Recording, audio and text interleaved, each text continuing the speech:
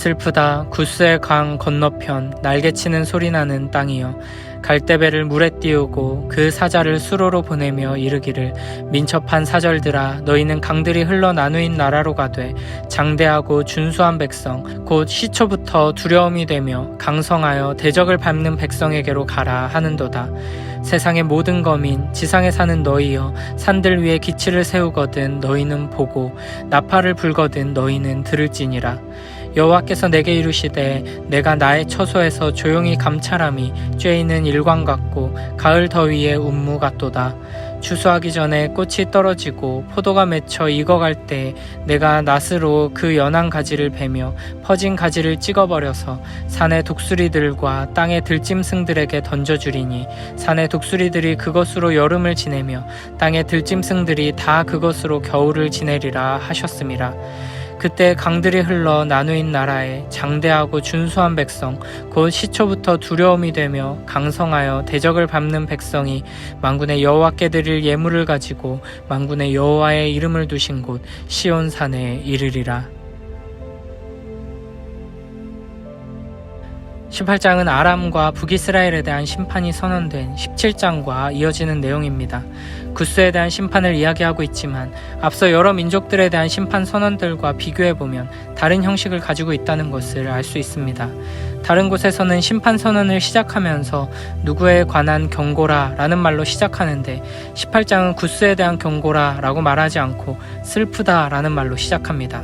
바로 앞 17장 12절도 슬프다 라는 말로 시작하는 것을 볼 때 18장은 단순히 구스에 대한 심판 선언이 아니라 아람과 이스라엘에 대한 예언 맥락 속에서 17장 12에서 14절에서 하신 하나님의 말씀이 역사 속에서 구체적으로 어떻게 이루어지는지 보여주는 내용이라고 할 수 있습니다.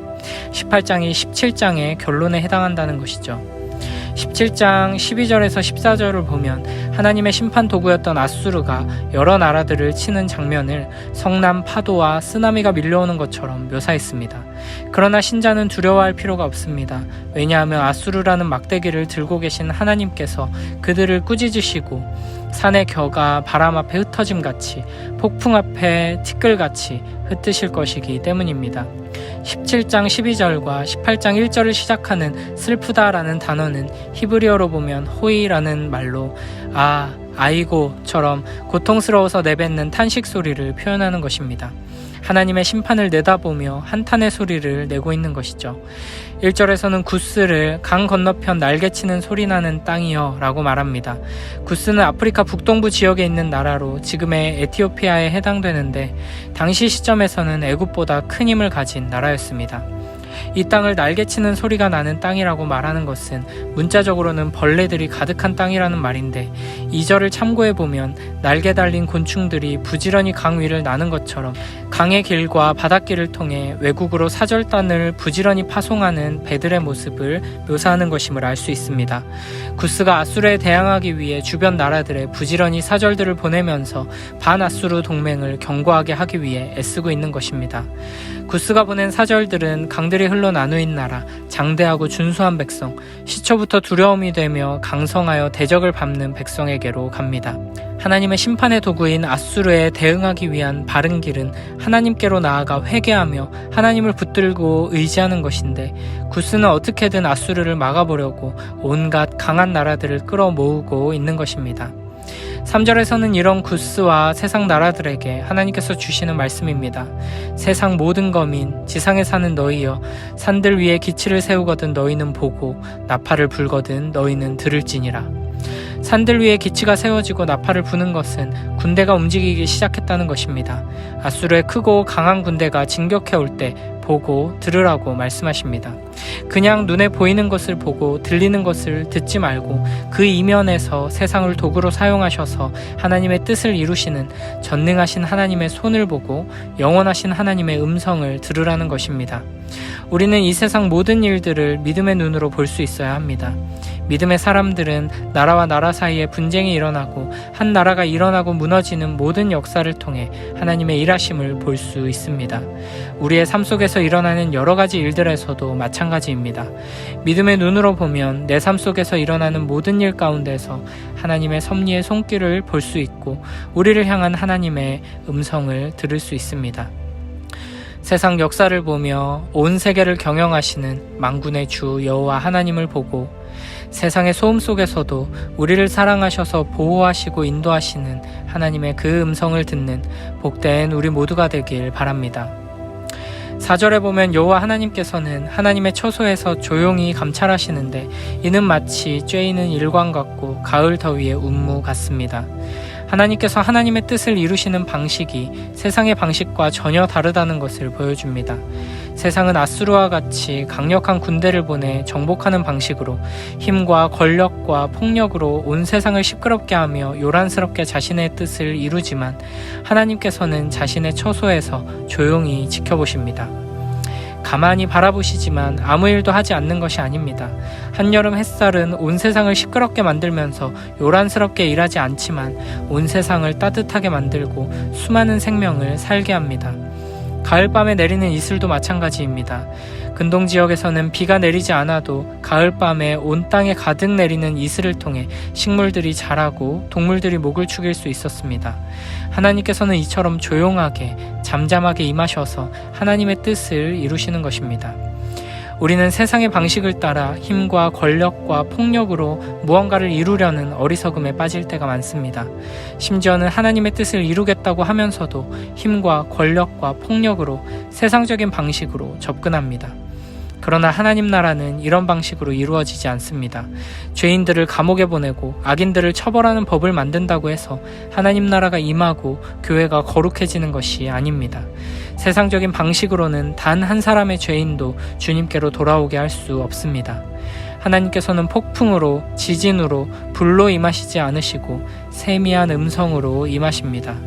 예수 그리스도의 십자가의 고난과 죽음을 통해 부활의 영광을 주시는 방식으로 일하십니다. 그러므로 우리는 하나님을 닮은 하나님의 자녀답게 이 땅 가운데 하나님의 일하심을 실현시키는 생명을 살리는 햇살이 이슬이 되어야 할 것입니다. 5절 6절에서는 하나님의 감찰함이 가져오는 무서운 심판의 현실을 가지를 베는 장면으로 묘사합니다. 추수하기 직전에 가지를 찍어버려서 그 가지를 독수리들과 들짐승들이 먹게 한다는 것입니다. 이는 특정 민족에 대한 심판의 말씀이라기보다는 하나님이 아닌 세상을 의지하고 인간적인 지혜로 하나님을 대적한 사람들을 하나님께서는 언젠가는 심판하신다는 것을 보여주는 것으로 역사 가운데서 이미 일어났던 일이고 종말에 이루어질 일이라고 할 수 있습니다. 그러나 하나님의 궁극적인 목적은 심판 그 자체에 있는 것이 아닙니다. 7절을 보면 2절에서 구스가 동맹을 맺자고 사절들을 보냈던 그 나라들이 만군의 여호와께 드릴 예물을 가지고 만군의 여호와의 이름을 두신 곳 시온산에 이르는 장면이 펼쳐집니다. 하나님의 심판을 받은 민족들이 그냥 멸망하는 것으로 이야기가 끝나는 것이 아니라 그들이 시온으로 나아오게 됩니다. 하나님의 무서운 심판이 결국에는 아름다운 결과를 만들어내는 것입니다. 스바냐 3장 9절 10절에 그때 내가 여러 백성의 입술을 깨끗하게 하여 그들이 다 여호와의 이름을 부르며 한 가지로 나를 섬기게 하리니 내게 구하는 백성들 곧 내가 흩은 자의 딸이 구스 강 건너편에서부터 예물을 가지고 와서 내게 바칠지라. 아멘. 스바냐 선지자도 이를 예언하고 있는 것입니다. 그리고 사도행전 8장에 보면 성령 하나님께서 빌립을 인도하셔서 이사야서를 읽고 있는 에티오피아 내시를 만나게 하시고 빌립이 그리스도를 증거하고 세례를 베푸는 장면이 등장합니다. 구스 사람이 실제로 회심하는 이 일을 통해 이사야의 예언이 성취되는 것입니다. 그리고 이제 우리들을 통해 교회를 통해 이 놀라운 예언이 궁극적으로 성취되는 것을 우리는 확인하게 됩니다. 예수 그리스도를 통해 하나님의 형상으로 회복된 하나님 나라의 자녀들, 하나님의 백성들을 통해 이 세상 가운데 하나님의 햇살 같고 이슬 같은 역사가 실현되고 온 세상 사방에서 여호와를 경외하는 자들이 일어나게 되는 것입니다. 하나님의 일하심을 닮아 세상에서 햇살과 이슬이 되어 살아가는 우리 모두가 되길 바랍니다. 아, 에티오피아의 강 건너편 날벌레가 우글거리는 나라여, 특사를 왕골배에 태워 강물에 띄어보내는 나라여, 걸음이 날랜 특사들아 돌아가거라. 키 크고 털이 없는 민족에게로, 만민이 무서워하는 백성에게로, 강줄기가 여러 갈래 뻗은 땅에 사는 사람들에게로, 힘이 세어 남을 짓밟기 좋아하는 민족에게로 가거라. 세상의 모든 주민들아, 땅에 사는 사람들아, 이 산 저 산에 깃발이 오르거든 쳐다보아라. 나팔 소리 울리거든 잘 들어라. 야훼께서 나에게 말씀하신다. 태양은 말없이 비치며 열을 내고 이슬은 햇살이 따스운 가을철에도 조용히 내린다. 나도 내 처소에서 가만히 지켜보리라. 꽃이 피었다가 지고 포도알은 영글어 따려는 순간에 가지들이 낫으로 잘리고 수는 꺾이리니 모두 버려져 산새들과 들짐승들의 밥이 되리라. 독수리가 그것으로 여름을 나고 모든 들짐승이 그것으로 겨울을 나리라. 그날이 오면 키가 크고 털이 없는 민족, 강줄기가 여러 갈래로 뻗은 땅에 사는 민족, 힘이 세어 남을 짓밟기 좋아하는 민족, 만민이 무서워하는 백성에게서 만군의 야훼께 드릴 예물을 가진 자들이 만군의 야훼의 이름을 모신 시온산으로 오리라.